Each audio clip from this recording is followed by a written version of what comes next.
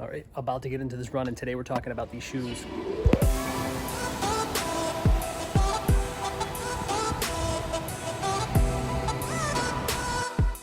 Okay, so before we get into the details about this new shoe, we're gonna take a look at the run real quick here.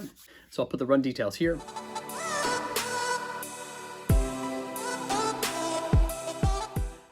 So that was a good run for me. Obviously cranked out a half marathon, feeling really strong most of the way through. I think the first few miles were a little bit tricky because of the knee, especially the right knee.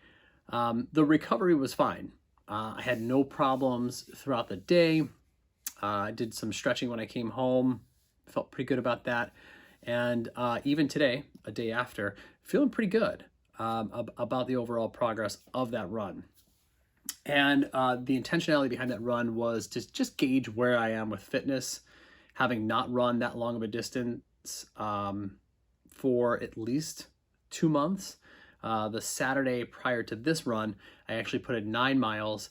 So coming off of a pretty good week for me, and feeling better in my knee. Not quite there. I think, again, those first couple miles really take some time to kind of get stability, to feel good about where my knee is. But I have made progress, so I'm not too worried about where I am. I think I'll continue the stretches. I'll continue the strength training that I have going right now, and we'll get a better pulse for where my fitness is when I get to that level.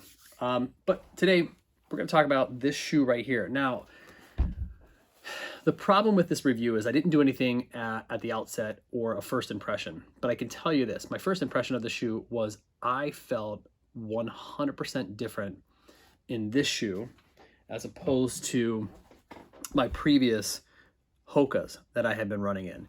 I enjoyed the Hokas. I thought this was the shoe for me. This shoe is a little bit lighter overall, and probably not by much, but it feels lighter. The upper isn't quite as sturdy on the Hokas.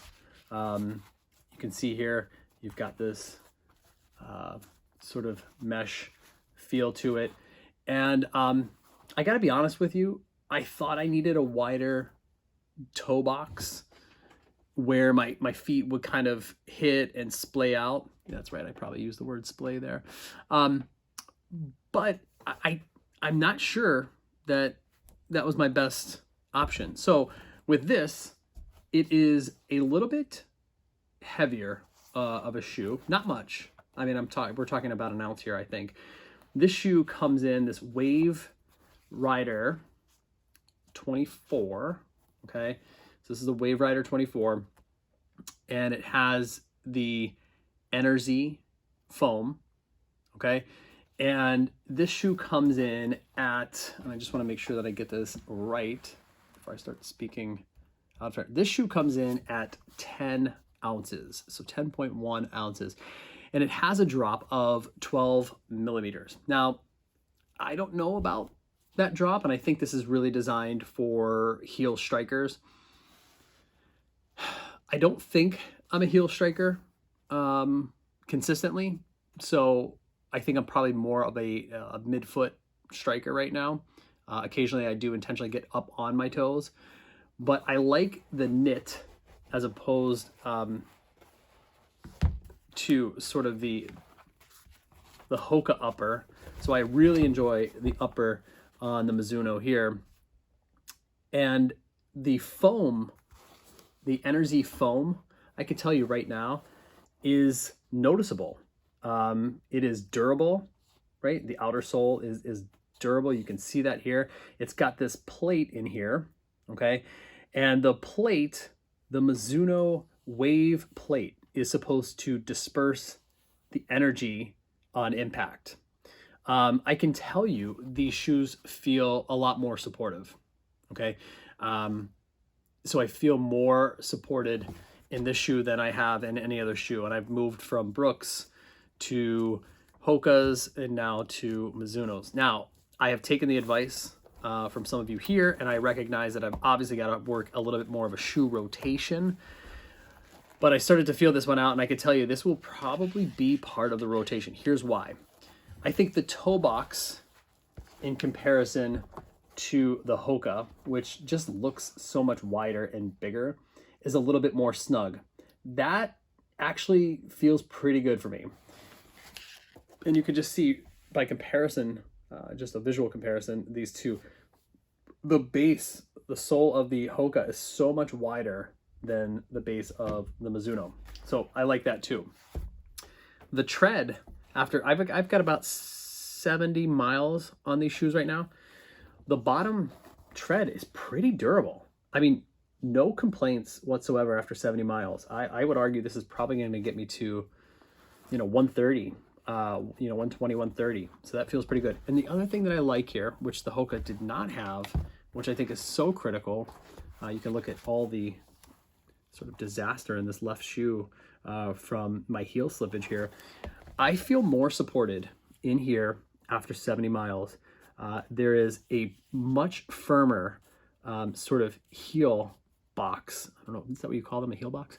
A heel box back here than you have in the Hoka. This did not feel as supportive as this. It is much more durable back here. They even got this like this extra fabric or protection back here, which I think aids in the durability of the heel. And the other thing that I really enjoy about this shoe is this lining across your foot. This lining is helpful. It makes everything just feel, it's almost like having an additional sock in here. Makes it feel like you've got much more support wrapped around your foot.